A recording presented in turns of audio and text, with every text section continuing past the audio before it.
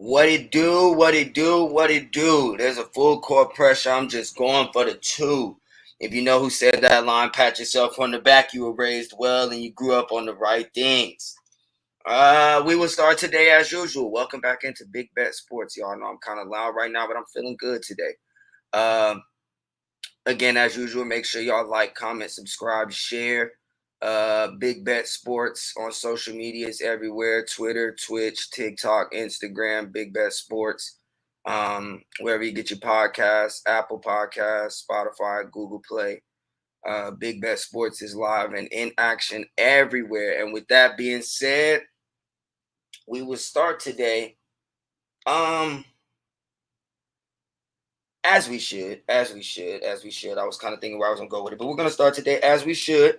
It is Sunday, August 21st. So we will start with the Jags and the Steelers recap.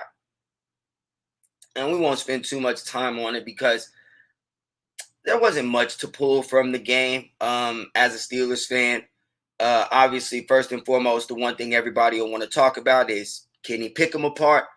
And I gotta say, he's looking great, but I'm gonna save him for last. Let's start with, we're just gonna dissect it. We'll start O-line and then we'll just make our way around the roster.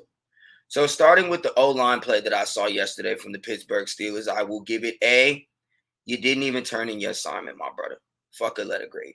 You didn't even turn in your assignment, P. I forget what the teacher used to put on in your grade chart when you wouldn't turn in your assignment, brother, but that's what the O-line got yesterday. Y'all didn't even fucking bring y'all paper to school. Y'all chose to leave y'all homework home. Pim, I'm watching grown-ass men get bullied. I'm talking about bullied. And I'm not trying to take nothing away from the Jaguars. I'm going to keep it a beam with y'all. I don't know too much about the Jaguars front, but I know damn well it ain't the best front in the league. Shit, I know damn well it ain't better than the front four we got. So I just do not understand what the O-line was on yesterday. And usually I could point the finger at Kendrick Green. But yet yesterday there was a little blame to go around for everybody. There was nobody that in particular stood out like, okay, he holding his own at least over here. We know at least on this side, this fella right here not getting beat. I didn't really see that from nobody yesterday. And so, in turn, moving back on the O-line, it with the quarterback started with Mitchell Trubisky. It made Mitchell Trubisky look, I don't want to say terrible, but every play was a broken backyard play. Got to scramble for my life. Got to break 3-4 tackles in the backfield before I can even try to look down the field and see if there's a receiver for me to find. Now, it's definitely a beautiful sight that we could look at Mitchell Trubisky and say, damn, well, that's not Big Ben fat ass from last year. And at least when the pocket do collapse like this, like we longed and wished for all last year, this fella can get his feet going and extend the play. He can shake an arm tackle and get loose and shake a play. So that was nice to see. I'm not trying to see that every fucking time somebody say hike though. I like to see a nice three-step drop, 5-step drop, clean pocket, scan the field, find your open receiver, catch your read, and put something on the numbers. Like just fundamental football, rudimentary football. I don't want to see every time you say hike, the homie got to break a tackle from the DN and then break a tackle from a guard or a tackle. I mean, O-line, y'all got to step up. Y'all got to step up because in turn, that's what I would like to say about Mitchell Trubisky. I don't even think yesterday you were adequately able to grade him because of how poor the O-line looked. I never really got to see Mitch sit in the pocket and make reads on the field. If I want to grade on damn, can he get away from the quarterback? Is he elusive? Is he slippery? Can he move? Does his feet work? But then I'll give him an A++ because I seen him break probably 10 plus tackles in the backfield yesterday in the little half a quarter or whatever he played. So you can't even really adequately grade Mitchell Trubisky's performance yesterday because it was so affected by the lackluster play of the O-line. So we'll go there. Secondly, that also affected the running back play. Now, I'm going to be honest with you. Benny Snell, yes, it affected your performance, but as me and MJ spoke about the last time we were on here talking about the Steelers and the running back room and the depth chart and the order of which that'll be and who will and who won't make the roster, Benny, again, bro, it's every time you get an opportunity, I just don't see it. I don't see it. I see a guy who struggles to find holes. I see a guy who struggles to have the speed to bounce to the outside and get away from those edge rushers and those linebackers who are beating you to the edge to where you're not even getting back to the point of the line of scrimmage. To hell with maybe making a 1 or 2 yard gain out of it. You struggle to get back to the line of scrimmage, G. And again, as I spoke on, I understand that has a lot in effect to do with the lackluster play of the O-line. But then when Jalen Warren in there look a little different, it may not look amazing, but it look a little different than when you in there. When Anthony McFarland in there, it look a little different. It may not look, top tier, but it look a little different than when you in there. I would say that much. So I just kind of look at it in a way, Benny, where, bro, it's, I don't know if we're going to keep 4 running backs on the roster. I know I've heard a lot of reporters and a lot of people that's around and close to the team say you're a very effective special teams player. So I feel that. I get that. Maybe they keep you around for that. But, bros, I'm going to be honest with you. I don't see it big. Let me not even disrespect you and call you that, or disrespect him and call you that. I don't see it from you, Benny. I don't see it from you, brother. I wish you the best of luck, but if you're asking me what the Steelers running back room should look like, I like a Najee, Jalen Harris, or Jalen Warren. I'm sorry, Najee Harris, Jalen Warren, and Anthony McFarland backfield. RB 1, 2, 3. I just gave you the order. Harris, Warren, McFarland. Oh, well. Matt LaFleur, my bad, y'all. Ian, stop hitting me up right now, bros. I'm live. Come on, bros. Rappaport don't be having notes like, yeah, bros. But so then moving on. I was impressed with the wide receiver play yesterday, the skill positions players. Now again, we didn't really get to see too much, but even as I looked at the stat sheet yesterday, and no, obviously guys didn't play full quarters, but I seen Big Moot, 3 catches. Deontay Johnson, 2 catches, 30-some-odd yards. Chase Claypool catch 29 yards. Pickens, I think, had 2 for 6. He had a pretty quiet day. Gunnar Olszewski had a catch. It's just like, again, as I said, our skills position room is so deep. And we still haven't even seen Calvin Austin III start to get loose yet. He hasn't even really got the opportunity to play, I don't think, yet. I don't think he played yesterday. I don't remember seeing him on the field now that I think about it. And that's what's so crazy. We got so many players that I be forgetting to tap in and see where Calvin Austin at, where he at with his recovery process from the little stinger he had, because I know he didn't play week 1. But again, even in week 1, I forgot about it. Or at least I don't think he played week 1 again. And so it's just like our skills positions room is so deep from the wide receiver and tight ends perspective. I will say I don't know what we're going to do at tight end behind Big Move.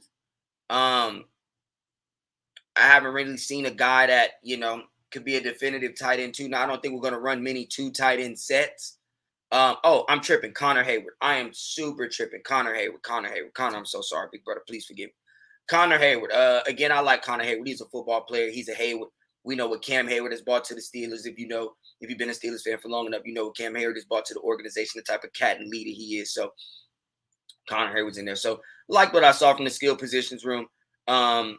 I believe that's going to be one of our strengths all season. It just being tough for guys to match up with Johnson, Pickens, Claypool, Moore, Olszewski, Calvin Austin, Najee Harris. It's just a lot of guys that can impact the football game in a lot of different ways when you talk about the guys that we have in the backfield and on the outs.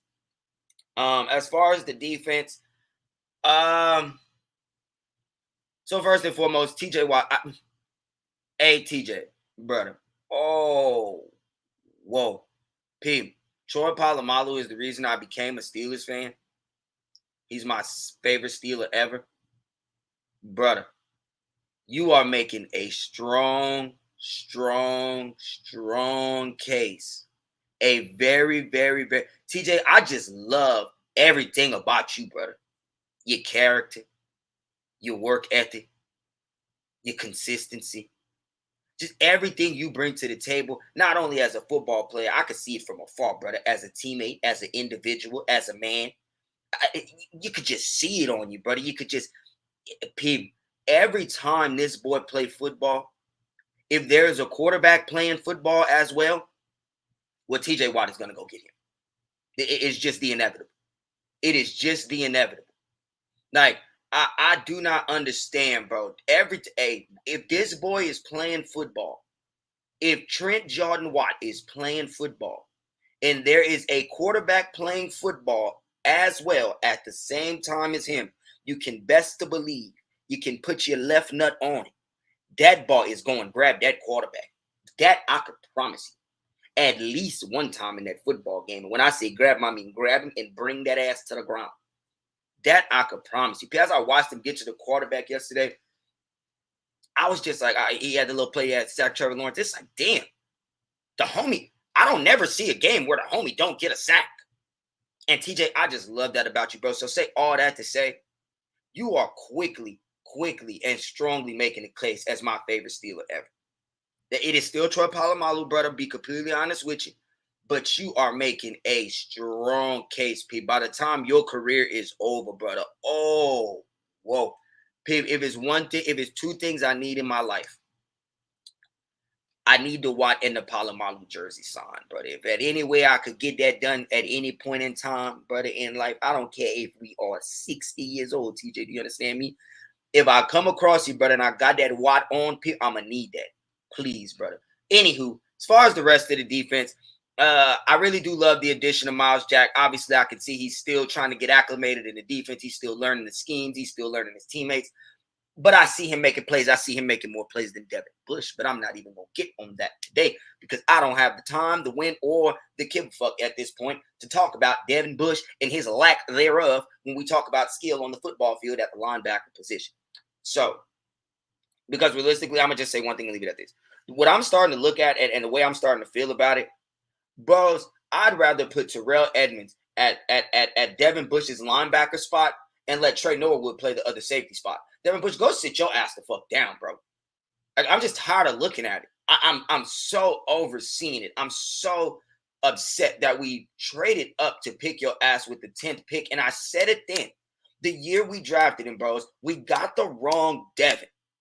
And granted, that was biased of me. I am a LSU fan. I am a Louisiana a native. I bleed purple and gold, but not that Laker shit, that LSU Tiger shit. So, of course, I want all LSU Tigers I can get, especially the superstars. But I said that year we got the wrong Devin.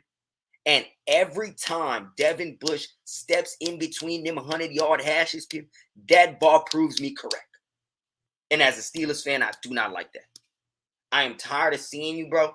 If it got to be Spillane, if it got to be Edmonds, I don't give who it is. Just please get 5-5 off the field, bro. At this point, I heard Brian Flores going 93.7 the fan, I think it was the other day out in Pittsburgh, and put some words together to try to save Devin Bush from the goofy ass interview. So he's like, oh, well, are you worried about your Steelers' future? Oh, well, shit, it don't really matter if I'm with the Steelers. I'm going to be in the NFL next year. Says the fuck who? Brother, who lied and told you that? P, gonna be in the NFL next year, brother. P, I don't know. Put that chest back in, big brother. Oh, whoa. Because ain't nothing about that guaranteed, people. I promise you that. Because if I'm a scout, if I'm a general manager, if I'm a head football coach, if I'm a defensive coordinator, if I'm a linebackers coach, and I'm looking at the tape you put on the field, P, I can guarantee you I don't got 50 cents for you to come play over here, brother. I don't got 50 cents. So the comment you made about, I'm going to be in the NFL next year, P, how they say that, brother, that might be writing a check that your ass cannot cash. That might be your mod writing a check that your ass cannot cash, people. I know we don't really cash checks too much no more in 2022. It's a lot of direct deposits, a lot of Zelle, Cash App type shit. But, Pim, I'm going to tell you what, brother. But anywho, as far as the rest of the defense, guys look good yesterday. Cam Hayward didn't really play yesterday. I like to see Larry Ogunjobi getting acclimated to the defense, getting acclimated to that D-line. That front is going to be nasty. I was hoping to see a little more from DeMarvin Leal. I like the Levi Wallace. Cam Sutton almost had an interception yesterday. Ball just went right over his hands. It was great placement for Trevor Lawrence. Not really too much from the defense. We only gave up 15 points. They moved the ball up and down a good bit, but classic Steelers, bend but don't break. We get inside that 10, that 20, that 15, that 10-yard line. It get real tight. And the Steelers really don't do nothing but play zone.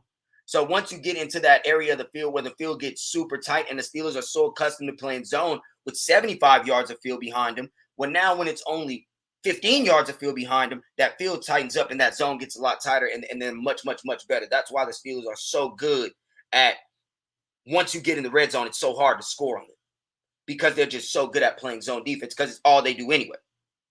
Bend but don't break. That's what we looked like yesterday. Classic Steelers won the game 16-15. And now we'll talk about who everybody wants to talk about, and that is the young superstar to be, we hope, Kenny Pickett. And I'm going to just be quite honest with y'all. I think I slept. I can come here humbly right now and say, I don't know definitively yet. Obviously, it's just preseason football. But I think I could definitively say I was wrong.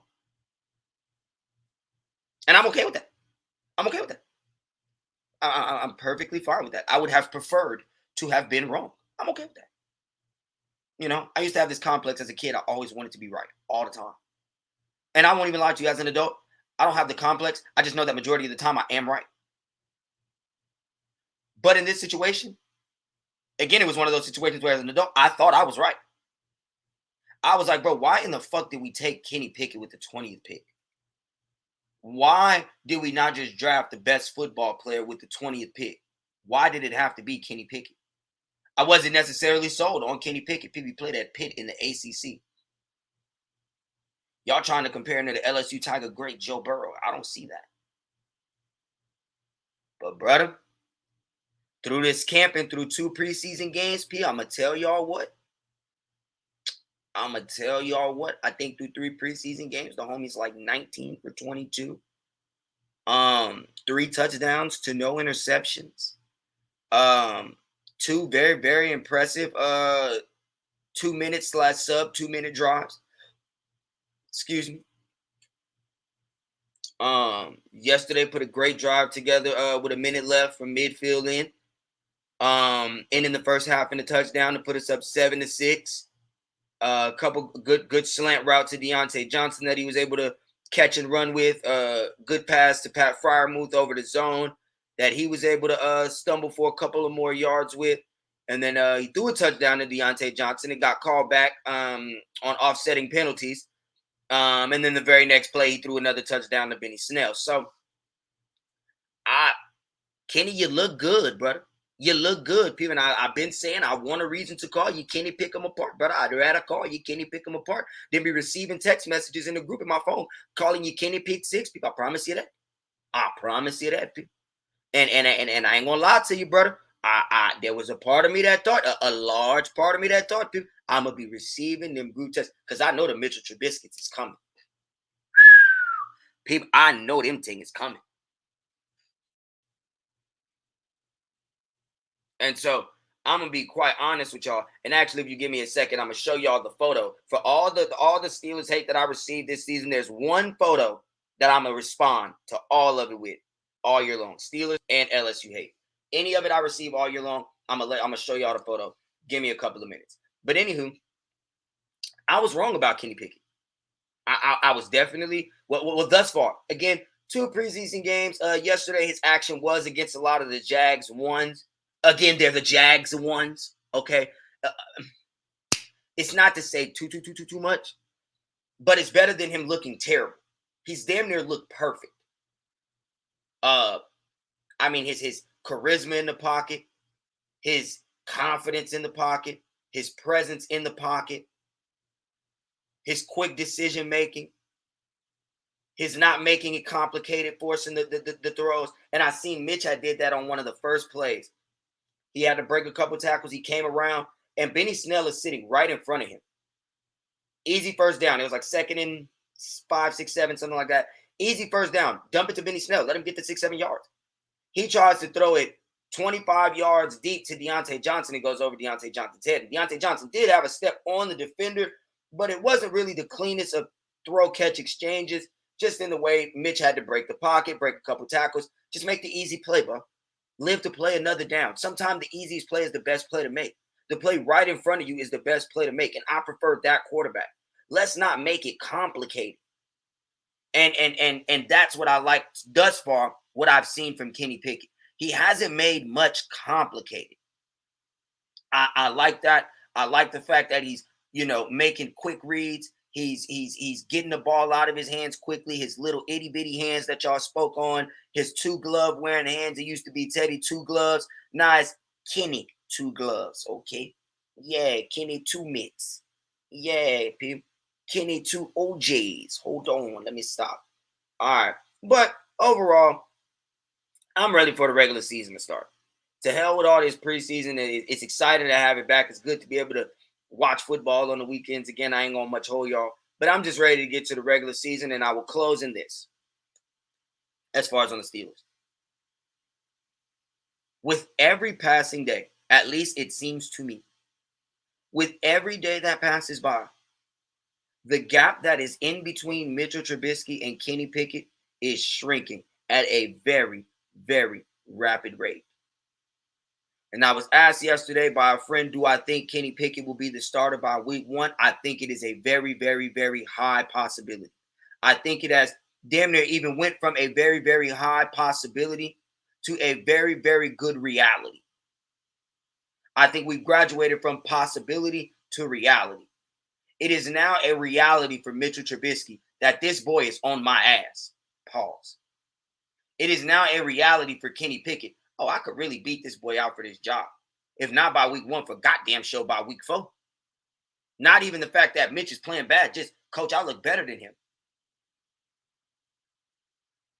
So, Mitch, brother, I appreciate you, Pim. I appreciate you for wanting to be a Steeler. I appreciate you for coming out here, being a professional, putting your best foot forward, brother. Beautiful family and all that, but might be pick them apart season, brother. Might just be pick them apart season. That might just be something we got to ride with and accept, people. For those that are tuned in, I appreciate y'all. I'm going to move off the Steelers. Although y'all know how much I love talking about the Steelers. We are going to move away from the Steelers, and we are going to move into our next segment of the show. And what I'm going to be talking about in the next segment of the show is something that I think it gets talked about, but I think it gets overlooked a lot more than it should. And that is the correlation of quarterbacks and the organizations in which they play for. If you guys could just give me 1 second, I am getting my final clip together. When you are producing and collecting your own material, content that you will be showing during the show, and when you're doing the whole 9 yourself, sometimes you gotta do as you go. But so my thing is with quarterbacks and organizations, and I heard it being spoken on yesterday, and the question was, do you think Justin Fields will be, in essence, basically the first successful Bears quarterback? And I thought to myself, if you have to ask that question, then the answer is probably no. And that has nothing to do with the talent of Justin Fields, or even if you want to say the lack thereof. However you view Justin Fields as a talent, as far as a football player, whether you think he's talented, very talented, not very talented, all of which is 100%. You're right. We haven't really been able to see much of Justin Fields on the NFL level. So whatever you think of him, cool. But the question then becomes, can he succeed? Right. And when you ask the question, well, which of the, obviously last year was one of the biggest quarterback drafts ever, 5 quarterbacks going in the first round. I think all of them were gone by the 15th pick. Mac was the last one to go out, I think, pick 15. And when you ask which of those quarterbacks will have the most successful career, what's crazy is it'll probably be the quarterback that went last. And it has nothing to do with him being the most talented quarterback, because he's not. He actually might be the least physically gifted of the 5. When you talk about athleticism, he's not as athletic as any one of the 5, just from an athletic standpoint.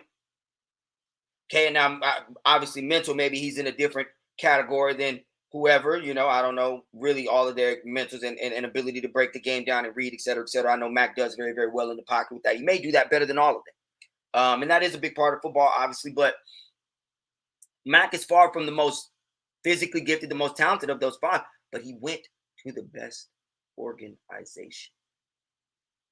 And sometimes it does not necessarily, sometimes. It don't matter how good your fucking quarterback is. It does not. If it is not paired with the proper organization who then feeds that quarterback the right general manager who's smart enough and aware enough to put the right pieces around him that he needs to be successful, that organization pairs the right coach with him so that he has what he needs to be successful. That coach puts him in a position to be successful. That coach is a quality football coach and knows how to maximize the talent in which he has on the football field. The seasonings in which he has in the cabinet, because I'm about to make a great comparison for y'all if you give me 2 seconds. The organization then plays a part in picking that coach who has to have awareness enough to pick a quality and sound offensive coordinator who's going to pull the best out of his quarterback, who's going to call the best plays for the skill positions players, the running backs, the O-line that he's been given. So let me give you a great comparison, a great analogy, if you will. Everybody eat, right? Everybody eat. Okay, so now let's say you have a great quarterback, Let's call the great quarterback a waffle, the best waffle you've ever had in your fucking life. I'm talking like beyond the great Waffle House, the Eggo waffle, the greatest waffle you ever had in your life. Dude. Well, for majority of people, for that waffle to be over the top, you're going to have to give that waffle some syrup. Okay? And now, when you put syrup on that waffle, okay, boom, now that waffle is that much better. But damn, now we got different brands of syrup, different qualities of syrup. The better syrup you get, and some syrups, like let's say this is a cinnamon waffle, there may be a syrup that word I'm looking for that goes along with that cinnamon waffle, that pairs with that cinnamon waffle a lot better than a syrup that would be good for an Eggo waffle. Doesn't necessarily mean that either of the syrups are better than the other. The syrups just work better for different waffles, better than the other. So not to say that your quarterback and your head coach combination might not be a good head coach and quarterback combination, but your head coach may not be what your quarterback needs for your quarterback to be successful, to maximize what he has. They may not be ketchup and fries. You dig what I'm talking about? Pizza and pepperonis. Do you understand me? They might not be that, brother. They might not be that, brother. They might be oil and water, people. Oil is good. You need that shit for damn near everything. Water is... You can't live without water. You need that. But they don't work well together. And so when you play for a piss poor organization like the Chicago Bears, who has a long, strenuous track record of picking piss poor head coaches, who then pick piss poor coordinators, what do you think is going to happen with the quarterback? I don't give a fuck how good he is. I don't give a fuck how naturally talented he is. If I got to go out here and run jackass plays, then I'm not going to be successful. If I'm behind a chop-shifted makeshift O-line that is getting me crushed, and every time I say hike, I got to run around for 5 minutes before I can even look down the field to find a wide receiver who's half-assed because our scouts are not good at picking quality guys who go out and run routes and catch footballs. We get the mediocre of the football players instead of the cream of the crop when we got 3, 4, 5 all-star receivers coming out every year. Who's Justin Fields' best receiver? Who's his best receiver? How did we draft Justin Fields in the first round last year? And with 13 draft picks since then, I would like to say, I don't know exactly all the Bears, but I know you got 6 more picks in that draft and 7 picks in this draft if you got all your picks. How in the fuck do we not have a quality O-lineman or a quality wide receiver for Justin Fields with 13 picks after we picked Justin Fields? Because the organization is subpar. The organization, the general managers, the scouts, they be piss poor. Trevor Lawrence, hottest prospect since sliced bread. We knew Trevor Lawrence was going to be the number 1 pick the day that ball came out his mama womb.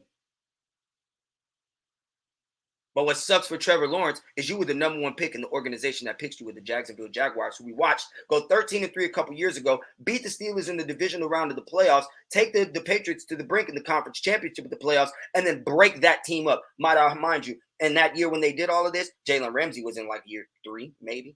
Leonard Fournette was in like year 2, 3, maybe. Blake Bortles obviously was garbage, but let me not say garbage, Blake. I don't want to be disrespectful. He was a serviceable quarterback. He wasn't a star quarterback. But he was young.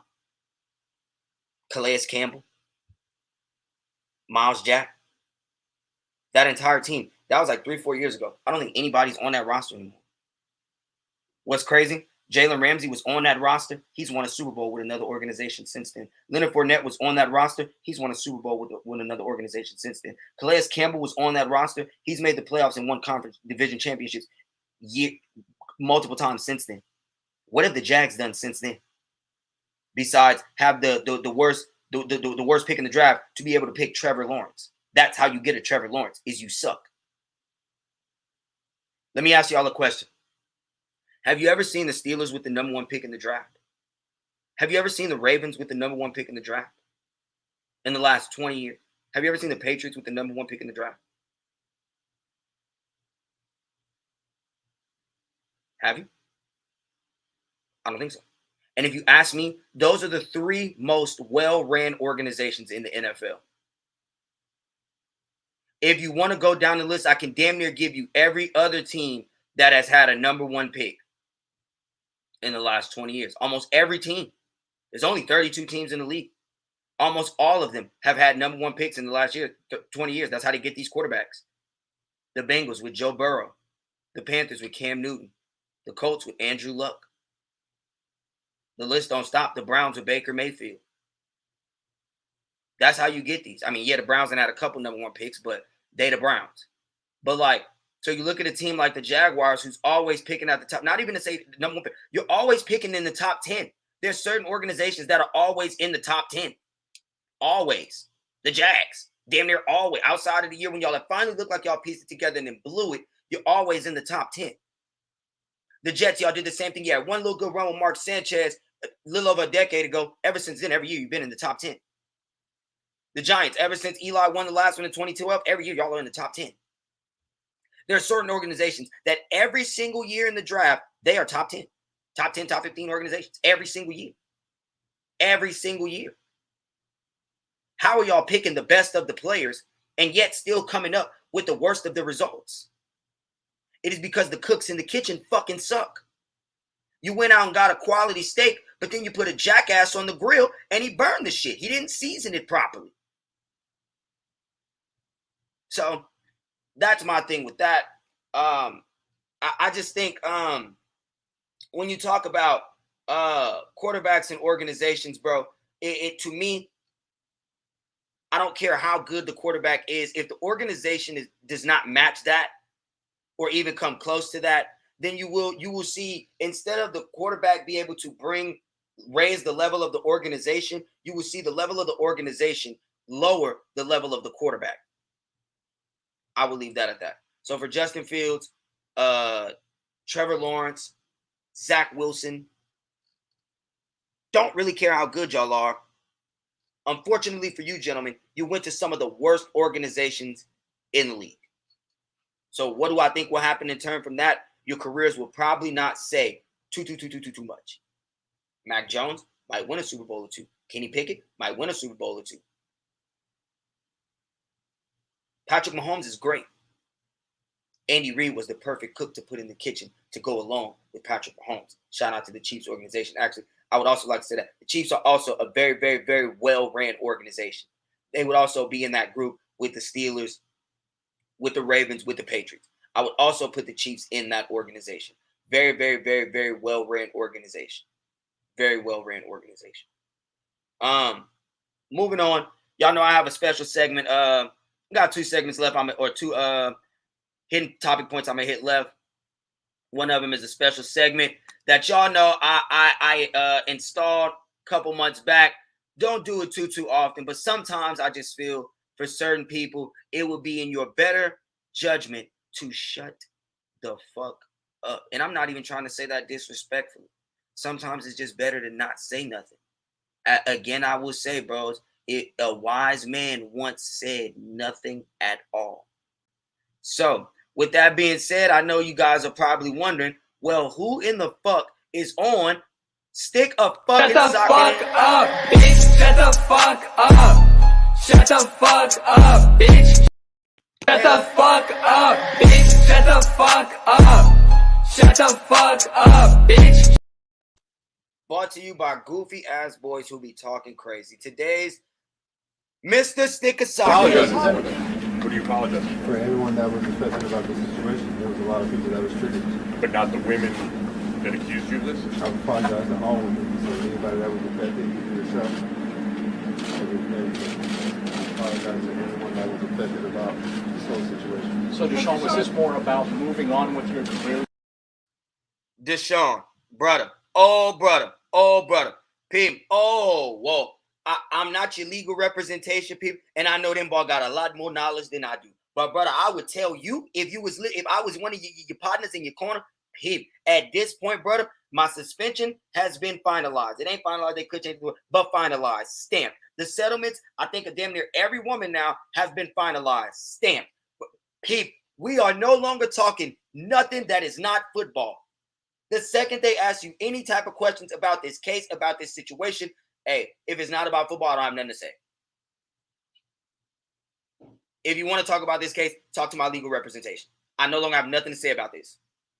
I'm done apologizing. I'm done bringing it up. I'm done talking about it. In no way, if what you have to ask me as a reporter does not have to do with football, I have zero to say. I am only here so I will not get fined. Deshaun, shut up. At this point, bros, there's nothing you can say that is going to benefit you.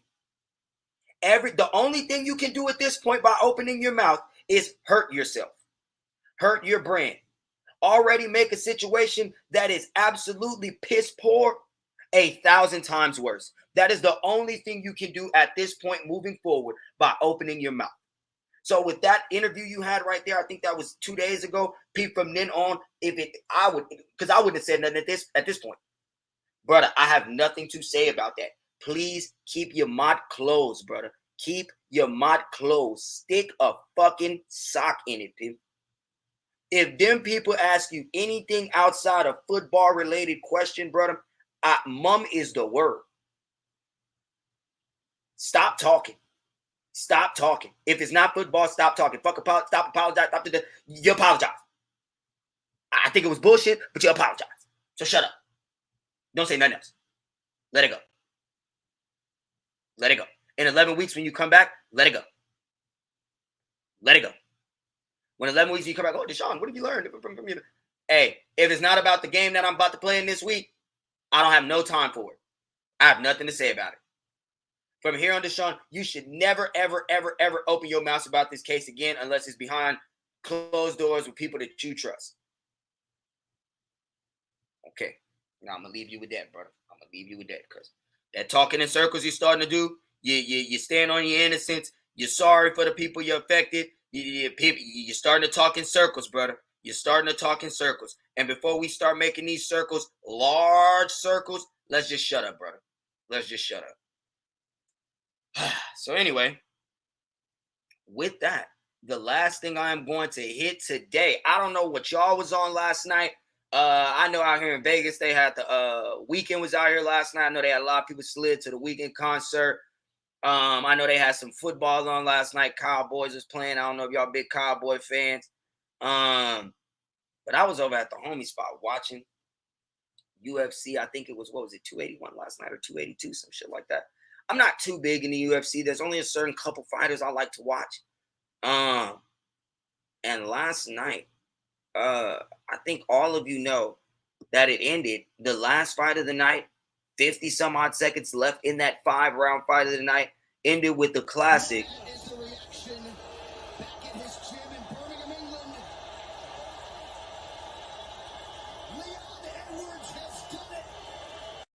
want to say,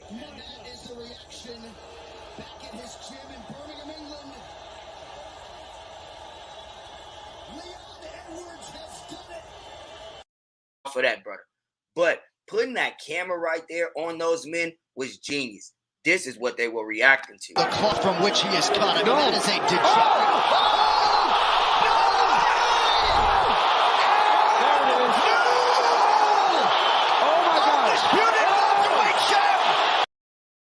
The cloth from which he is cut. I mean, that is a degenerate.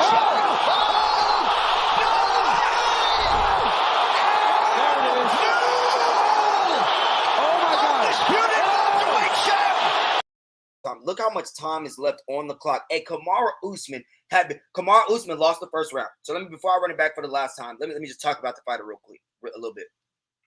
Kamaru Usman lost the first round.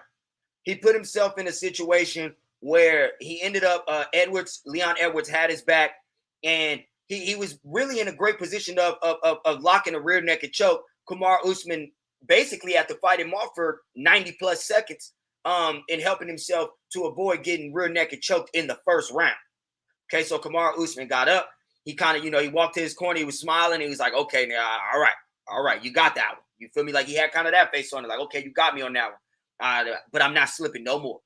I seen that, and okay, that's that. And you know what I mean? He came back out, and from that round 2, 3, and 4, Kamaru Usman was punishing him. Not busting his ass in the point to where obviously you can see neither one of them had cuts, but Kamaru Usman was the aggressor the entire fight. He was the one walking forward the entire fight. He was applying the pressure to Edwards the entire fight. You could tell the entire fight, Kamaru Usman was the better, stronger, more tactical, more skillful, fundamentally sound fighter the entire fight from top to bottom. Overall, striking, grappling, wrestling. You could tell Usman was better. But the one thing I will give Leon Edwards credit for is he never folded and he never veered away from his game plan. He never folded. He never got rushed. He never got outside his body. He stuck with his game plan. In a 25-minute bout, he stuck with his game plan. He won the first 5 minutes. He got his ass walked down about the next 17, 18, 19 minutes.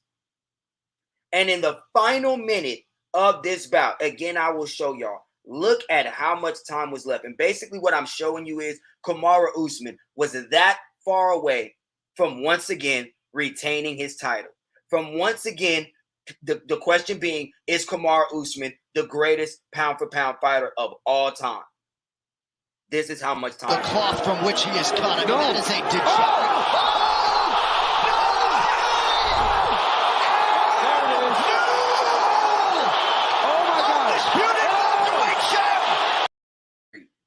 Less than 60 seconds. The homie was less than 60 seconds away from retaining his title.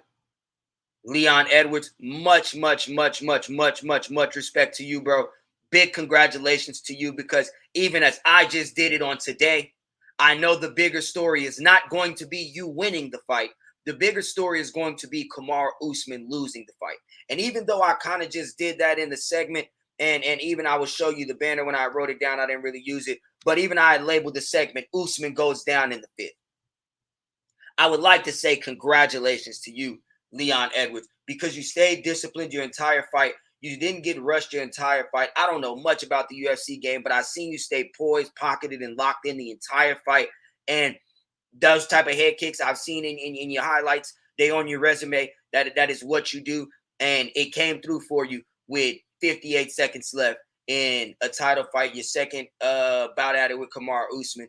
I know y'all gonna get it in a third time, but I just like to say congratulations to you on that one, my brother. This is your time, Mr. Leon Edwards. Thrive in it, live in it, strive in it. But you are gonna have to see Usman again, my brother. And when you see Usman again, people, whoa.